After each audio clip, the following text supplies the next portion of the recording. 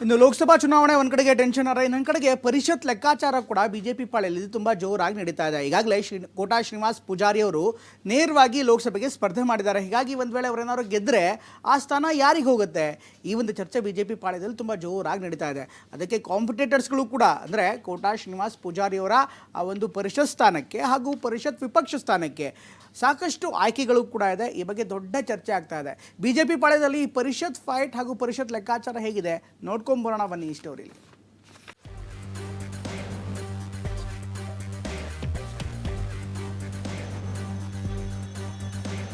ರಾಜ್ಯದಲ್ಲಿ ಲೋಕಸಭಾ ರಣಕಣದ ಬಳಿಕ ವಿಧಾನ ಪರಿಷತ್ ಅಖಾಡ ರಂಗೇರಿದೆ.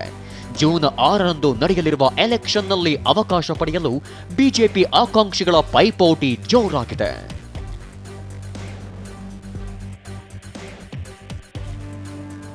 2-3 ಕೋಟಾಗಳ ಅಡಿಯಲ್ಲಿ ಟಿಕೆಟ್ ಗಿಟ್ಟಿಸಿಕೊಳ್ಳುವ ಪ್ರಯತ್ನದಲ್ಲಿ ಆಕಾಂಕ್ಷಿಗಳಿದ್ದಾರೆ.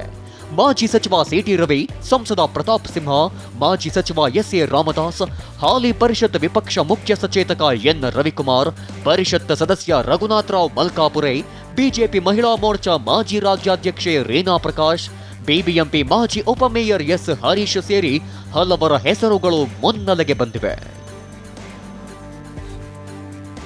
ಲೋಕಸಭಾ ಚುನಾವಣೆ ವೇಳೆ ಸಿಟಿ ರವಿಗೆ ಮುಂದೆ ಅವಕಾಶ ಸಿಗಲಿದೆ ಅಂತ ಬಿಎಸ್ವೈ ಹೇಳಿದ್ರು. ಹೀಗಾಗಿ ಉಡುಪಿ ಚಿಕ್ಕಮಗಳೂರು ಲೋಕಸಮರದಲ್ಲಿ ಕೋಟಾ ಗೆದ್ದರೆ ಸಿಟಿ ರವಿಗೆ ಪರಿಷತ್ ವಿಪಕ್ಷ ನಾಯಕರ ಸ್ಥಾನ ಸಿಗಬಹುದೆಂಬ ಚರ್ಚೆ ನಡೆಯುತ್ತಿದೆ. ಮತ್ತೊಂದೆಡೆ ವಿಧಾನಸಭೆಯಲ್ಲೂ ಒಕ್ಕಲಿಗ ಸಮುದಾಯದ ಅಶೋಕ್ ವಿಪಕ್ಷ ನಾಯಕ ಆಗಿರೋದ್ರಿಂದ ಸಿಟಿ ರವಿಗೆ ಮೇಲ್ಮನೆ ವಿಪಕ್ಷ ನಾಯಕ ಸ್ಥಾನ ಸಿಗೋದು ಕಷ್ಟ ಅನ್ನೋ ಮಾತುಗಳು ಕೂಡ ಕೇಳಿ ಬರ್ತಿವೆ.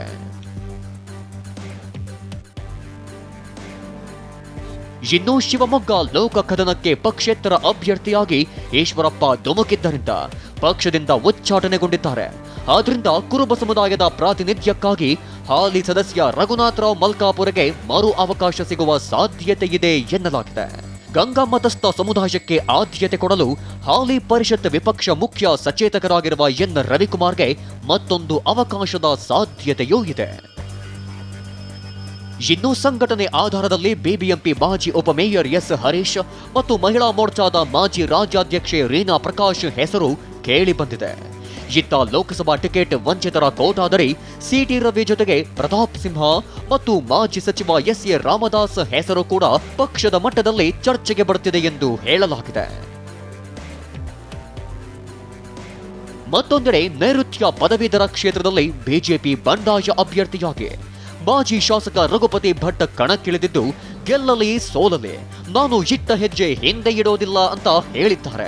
ನಾನು ನಿಲ್ತಾ ಇರೋದು ನಾನು ಗೆದ್ದು ಶಾಸಕನಾಗಿ ಯಾವ ರೀತಿ ಕೆಲಸ ಮಾಡಿದ್ದೇನೋ ಅದಕ್ಕಿಂತ ಒಂದು ಹೆಜ್ಜೆ ಮುಂದೆ ಹೋಗಿ ಪದವೀಧರ ಕ್ಷೇತ್ರದಲ್ಲಿ ಕೆಲಸ ಮಾಡಿ. ಒಟ್ಟಾರೆಯಾಗಿ ಇಷ್ಟೆಲ್ಲ ಆಕಾಂಕ್ಷಿಗಳ ನಡುವೆ ಹಿಂದಿನ ಎಲೆಕ್ಷನ್ಗಳಲ್ಲಿನ ಮಾಸ್ಟರ್ ಸ್ಟ್ರೋಕ್ಗಳಂತೆ ಈ ಬಾರಿಯೂ ಆಕಾಂಕ್ಷಿಗಳನ್ನು ಪಕ್ಕಕ್ಕೆ ಸರಿಸಿ ಡಾರ್ಕ್ ಹಾರ್ಸ್ಗಳು ಬಂದಿಳಿಯುವ ಸಾಧ್ಯತೆಗಳನ್ನು ಅಲ್ಲಗೆಳೆಯುವಂತಿಲ್ಲ. ಕಿರಣ್ ಹನಿಯಡ್ಕ, ಟಿವಿ9 ಬೆಂಗಳೂರು.